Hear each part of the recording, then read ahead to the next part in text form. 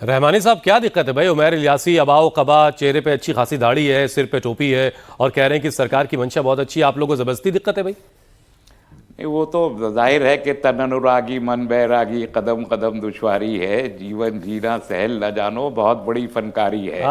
तो ये तो ऊपर से तो सब मौलवी है, अंदर दिल में क्या है, रूह में क्या है, वो एक अलग मसला है। वो अपनी जगह देखिए, जेपीसी आ गई, सब हो गया, वो एक प्रक्रिया है, वो चली है। एहतजाज भी एक प्रक्रिया, लोगों ने अपना जो एक एटीट्यूड है इस बिल के तई, वो मुसलमानों ने भी बहुत वाज़ेह अल्फाज में बता दिया है, पूरे मुल्क ने में बता दिया है। जो गैर मुस्लिम हजरात अटैच्ड थे, स्टेक होल्डर्स, उन्होंने भी वाज़ेह कर दिया है, सिख हजरात ने, क्रिश्चियंस ने, ट्राइबल्स ने, कि हम इस बिल के खिलाफ हैं। तो अवामी सतह पर यह बात बिल्कुल वाज़ेह है कि मुल्क में मेजॉरिटी इसके खिलाफ है, लेकिन पार्लियामेंट में जो नंबर है वो हुकूमत के साथ है। उनके एलाइज भी अपनी अपनी स्टेट गवर्नमेंट्स को बचाने के लिए, अपने पैकेजेस लेने के लिए, वो भी हुकूमत के साथ खड़े रहेंगे। ये बात बिल्कुल वाज़ेह है कि ये बिल पार्लियामेंट में पास हो ही जाएगा।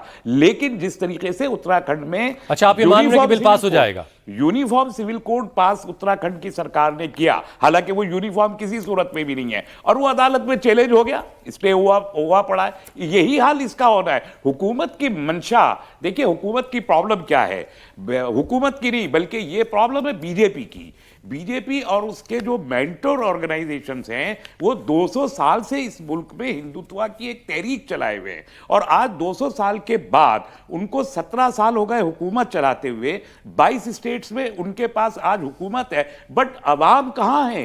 23 करोड़ लोगों ने बीजेपी को वोट दिया है। 140 करोड़ में से 23 करोड़ दे, और अगर वोट के हिसाब से देखें तो 100 करोड़ में से 23% ने दिया है। तो ये जो अभी तक पूरा 200 साल की तहरीक के बावजूद इस मुल्क के 100 करोड़ हिंदुओं को बीजेपी अपनी जानिब रागिब करने में नाकाम रही है, उस नाकामी को दूर करने के लिए एक हैवला दुश्मन बना के मुसलमान खड़ा किया है। और वो एक नहीं, तो इसमें ये भी सवाल है कि सिर्फ मुसलमान क्यों?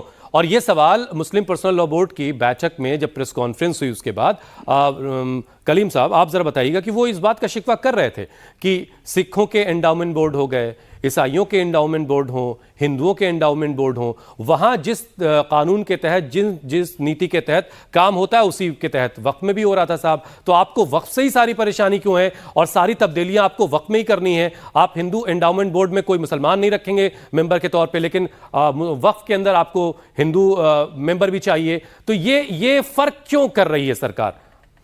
देखिए, ये जो हिंदुत्व पॉलिटिक्स की जो लेबोरेटरी है, उसमें मुसलमान को उन्होंने एक दुश्मन की तरह पेश किया है।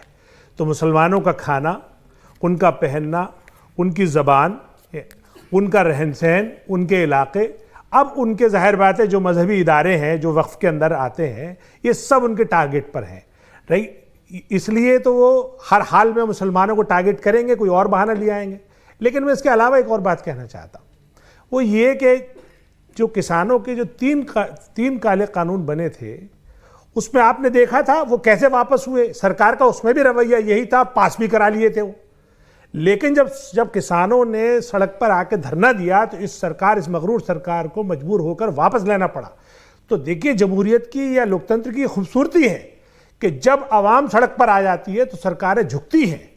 तो हमें भी इस तरह के जो भी हमारे ऊपर इल्गार है उसका मुकाबला सड़कों पर आके करना पड़ेगा, ओपिनियन है, और वो संवैधानिक अंदाज में करना पड़ेगा। अदालतें भी पार्लियामेंट से चलती हैं। पार्लियामेंट में जो कानून बनता है उसी को अदालतें मानती हैं। जब कानून बन जाएगा पार्लियामेंट में तो अदालत मजबूर हो जाती है मानने के लिए। उसमें सिर्फ इतना सा डिफरेंस रह जाता है कि ये संवैधानिक है, गैर संवैधानिक है।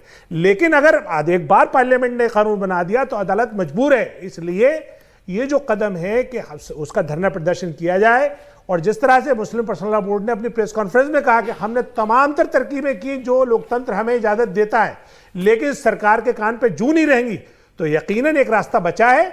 इसको भी मेरे अंदाज में, अच्छे अंदाज में, संवैधानिक के दायरे में रहते हुए इसको एहतजाज करना चाहिए, और मैं समझता हूं ये पूरा असर होगा, सरकार पे इस पर असर भी होगा।